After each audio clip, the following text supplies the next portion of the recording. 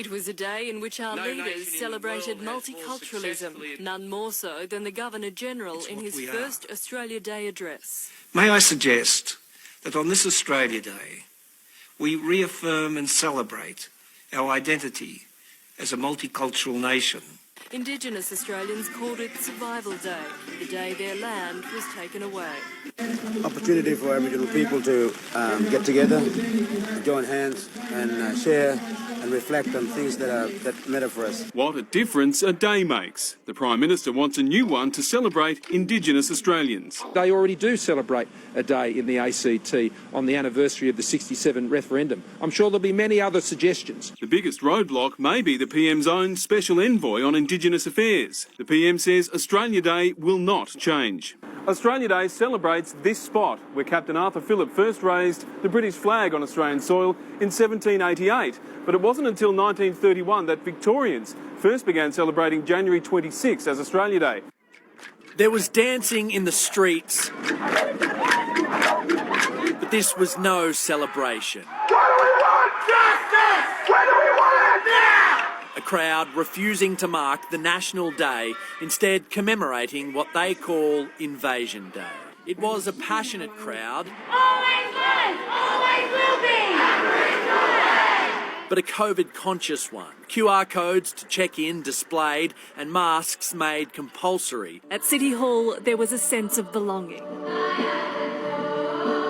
That feels like home. Now it officially is for 550 new citizens. When the ceremony started, I had the goosebumps. I just really love the lifestyle that Queensland has to offer. Where else would you rather be? Too many flags? For Jeff, there's no such thing. I'd go and get me bow tie as well. Spending his day like many others, with fold-out chairs, family, and 87% humidity, feeling 100% Australian. Let's talk about that feeling that's creeping in more and more lately. That we are not really moving forward. That we are stuck in a loop. Just yelling louder and louder about the past instead of building a shared future. It hit hard this year on Australia Day. Not because of the fireworks or the barbecues, but because of the raw energy in the streets, the grief, the rage, and the way both sides seem to be fighting for the same thing, but in a way that made genuine progress feel impossible.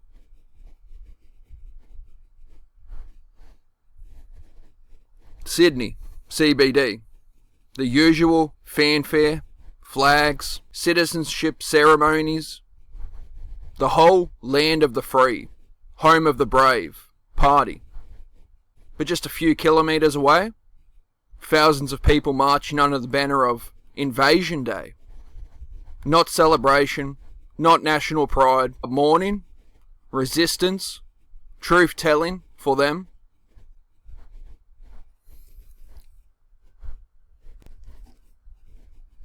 January 26th is not the start of a nation.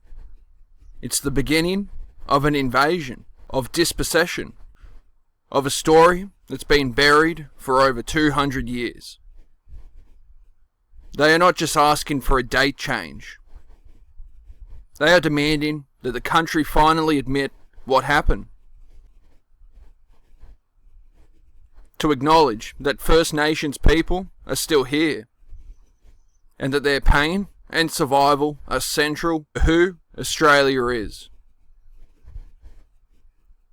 At the same time, in another part of the city, another crowd, the March for Australia types, the people who feel like the Australia they grew up with is disappearing. Like they're being asked to apologise for their grandparents. Like their culture, their language, their religion are being shoved into the margins, while the country celebrates everyone else. They are angry about migration, about what they see as uncontrolled change, about a future that doesn't seem to have a place for them. They are not all the same, of course. But the dominant feeling is one of fear, of loss, of being told to shut up and accept change without being consulted, without being assured that their identity and their children's future still matter. It's easy to see these two crowds as opposites, as tribes. In a sense, they are, because that's exactly how the media and the politicians want them to be seen. But if you look closer, there's a shared human psychology underneath both. And it's the shared psychology that explains why we feel like we are going backwards, not forwards. The psychology of the Invasion Day March is the psychology of trauma, of survival, of existence being denied.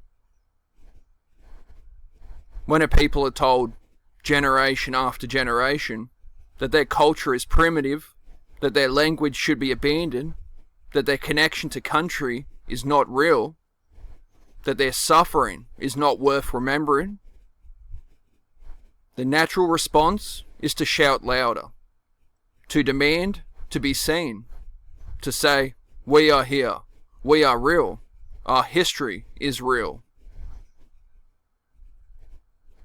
When the state then criminalises that protest, when it restricts movement, when it frames the march as a threat to public order rather than legitimate expression of grief and resistance, it reinforces the very story that the marchers are fighting against, that their pain is inconvenient, that their existence is a problem to be managed, not a truth to be honoured.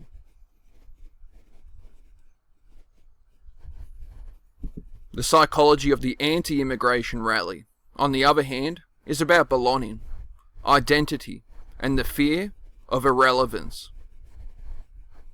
When the world changes rapidly around you, when new languages become common, when new religions are visible in public, when the cultural norms you grew up with seem to be shifting overnight, the natural response is anxiety.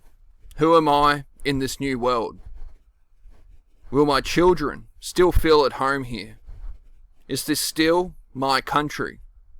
This is not always about direct material loss, though that is real. Housing, jobs, healthcare, all of that gets wrapped up in it. It's about identity, dignity, and the fear of being erased. Not by violence, but by being told life is outdated, that your views are backward, that your voice doesn't matter because it doesn't fit in the new national story. The cruel twist is that both sides are, in a deep way, saying the same thing. I exist. I matter. I belong here. My pain is real. My history is real. But the system that rewards them is not the system that rewards truth, nuance, and shared solutions. It's a system that rewards outrage, moral certainty, and tribal belonging. So the Invasion Day marcher becomes un-Australian to the flag waver, and the anti-immigration protester becomes secret racist or neo-fascist to the left centrist. The grief on one side is used to shut down the fear on the other, and vice versa.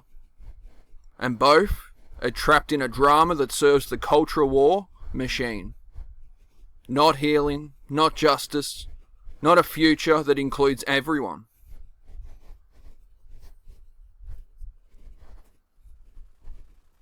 And this is why modern discourse feels like it's going backwards. Even when, in many ways, we are not. We are not literally going back to the past. Technology keeps advancing, medicine keeps improving.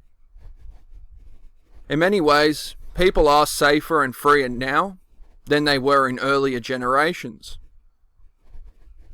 But the quality of public conversation is regressive. Because it's not about ideas, solutions, or shared futures. It's about who gets to define the past, who gets to be seen as fully human, and who is allowed to belong in the present. People remember the past through a filter of nostalgia, a sense that the world was simpler, more stable, when really it was just that they were younger, healthier, with fewer responsibilities. When that nostalgia is combined with rapid social change, the result is a feeling that the world is moving too fast, that the rules and identities that once felt secure are dissolving. And the natural response is to lash out at whoever is easiest to blame. The woke left, immigrants, First Nations people demanding truth and justice, or the out-of-touch elites who are seen as managing the change for their own benefit.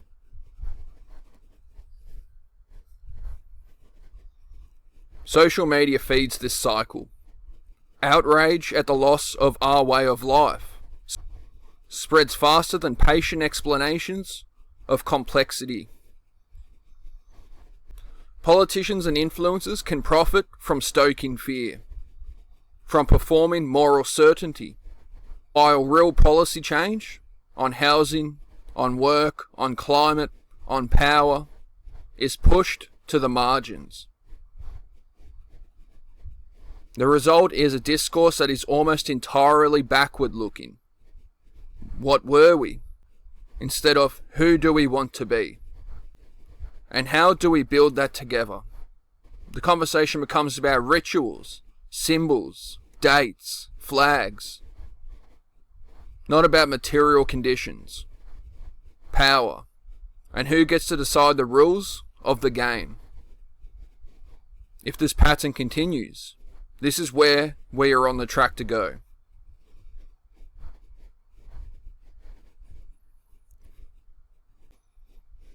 The more time people spend in our side versus their side modes, the harder it becomes to see nuance on common ground. Entire generations grow up identifying so strongly with their side that they can't even imagine a shared national project anymore. The nation becomes a battleground of competing myths, not a shared experiment. The Invasion Day protester and the Australian Day rallyist don't just disagree. They live in different realities, with different media, different institutions, different definitions of truth.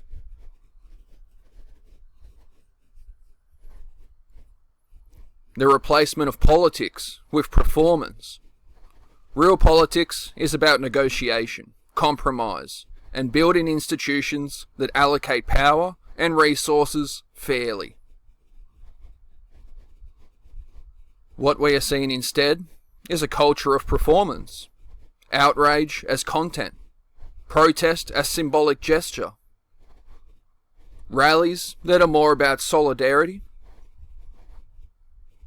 within the tribe than about changing the state's concrete behaviour.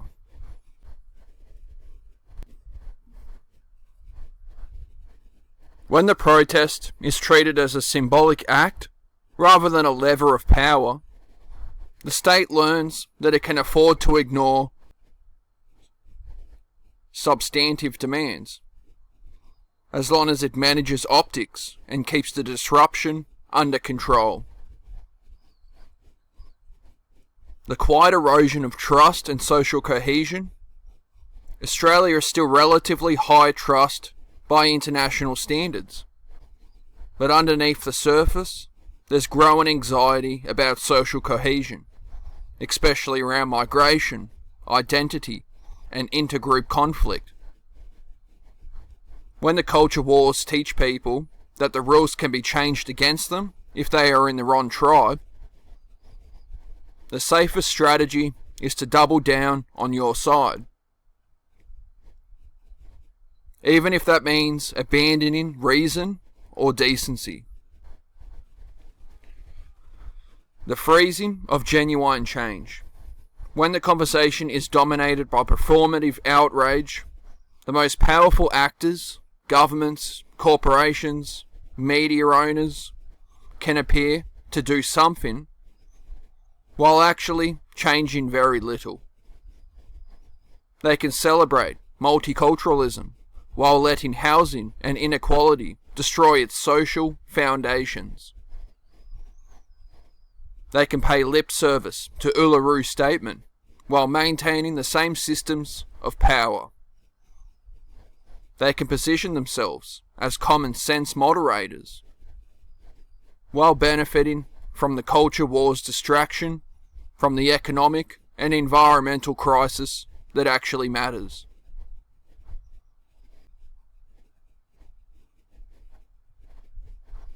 The result is that urgent, structural change gets brushed off as too divisive, while the culture war circus rolls on. And then the long-term risk. A brittle, transactional nation. The optimistic story is that Australia can remain a vibrant, diverse, and relatively peaceful place. The pessimistic story is that it becomes a brittle nation. Outwardly successful, but internally fractured. Where people feel less and less invested in the us and more in their own tribe or lifestyle capsule. The future of multiculturalism, the future of reconciliation, depends not just on celebrating diversity, but on ensuring that differences are bounded by shared commitment to fairness, law, and mutual respect. When the foundation weakens, and when politicians use fear of outsiders or fear of the left as an electoral strategy, the risk is a country that feels like a collection of camps, not a shared project.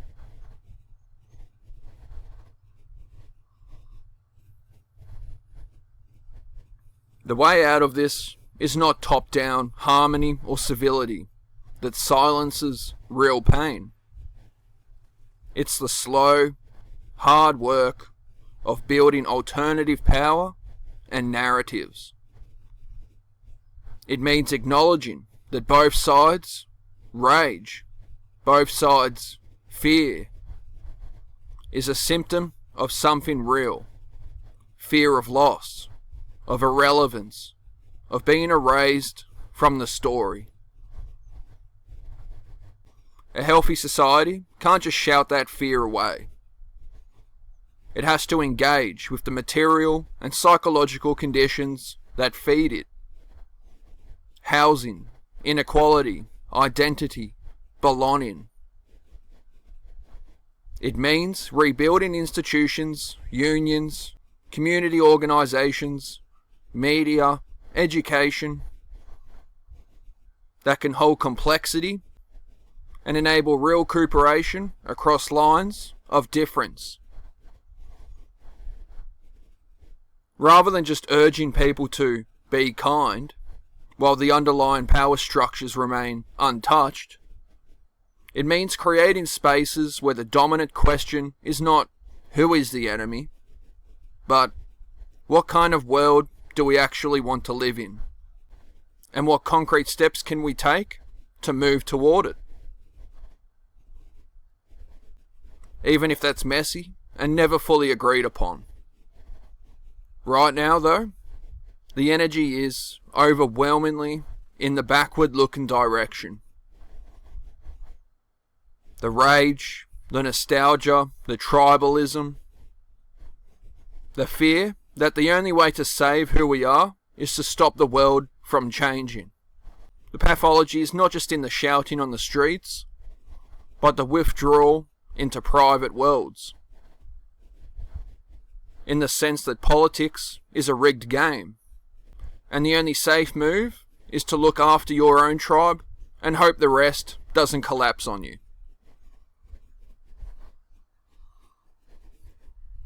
So Australia Day, each year, becomes a mirror. not just of the dual myths of celebration and the invasion, but of a society that knows it's unfinished, that fears its own reflection, and that keeps choosing to rage at the mirror instead of changing the room behind it. The real question isn't what date we celebrate, it's what kind of country we are building, and whether we are willing to let go of the myths, the rage, the tribes, long enough to actually build something real, messy, and shared.